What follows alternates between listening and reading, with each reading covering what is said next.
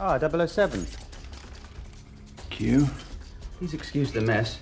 Everything's a little bit up in the air, what with the changes and all. If you ever get the chance to go to the movies with Victor Lucas, please take it. Last night, he and I went to see the latest James Bond film. It is called Spectre. All right. So we were all excited when we sat down, mostly because I'm you're excited. I'm very excited. But we know I'm that a Bondaholic. the first 10 minutes of every Bond film, lots of action. Was there enough action for you? What were you doing there? I was taking some overdue holiday. Well, I did like it. I thought the Day of the Dead setting was really terrific. And, you know, if you've been reading any of the Hollywood gossip stuff based on the leaked emails, you know that Mexico paid a pretty penny for them to shoot in Mexico. It looks great. The city looks... It looks amazing. Yeah, they did really a great beautiful. job. It was like this huge parade type sequence and then Should all we kinds go of there for a little destruction. vacation? I don't think it's exactly like that. The bar was set so high with Casino Royale that So high. you can't forget the opening to Casino Royale, and you want that to be topped every single time they do that. I know, it was amazing. Yeah. I'm like, what are those guys doing? Are they walking on the moon? And here you get something that feels maybe a little more prosaic, Yeah. something that feels a little more cliche in the action genre. Yeah. Let's talk a little bit more about the plot of the film. There's some sort of large, ambiguous, ominous kind of looming What's their name? evil Spectre. No. I think it's Spectre, Rick. You must know by now that the 00 program is officially dead. Which leads me to speculate exactly why you came. So, James, why did you come? I came here to kill you. And I thought you came here to die.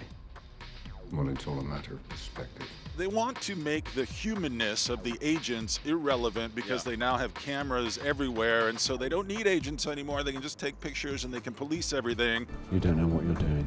It's not personal. It's the future. And you're not. And that, I feel like, is an interesting plot, but I feel like I've seen that plot before, and I feel like The Dark Knight had the same plot. I feel like there's been so many movies. They borrowed from The Dark Knight in the last Bond movie, and they borrowed from The Dark Knight again this time. But it's a little more sinister than just watching, because Spectre's kind of, the idea is to create fear and then to capitalize on that fear. And so that's what they're doing, is they're observing everybody through a bunch of police forces, undercover agencies and things like that. And then they're also capitalizing on terrorist explosions and things like that all over the world. So it is pretty dark and grotesque, and it feels like a great villain for Bond to fight against. They keep threatening, like, that's it. I have a question. Well, what's that? Why, given every other possible option, does a man choose the life of a paid assassin? Well, it was that or the priesthood. That's it for the 00 agency.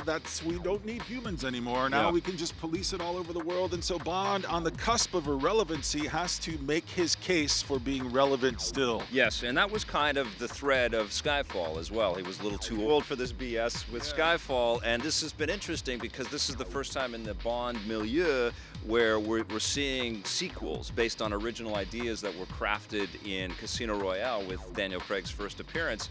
And that's some of the stuff that I really liked. I think that was the gutsiest part of Spectre being developed.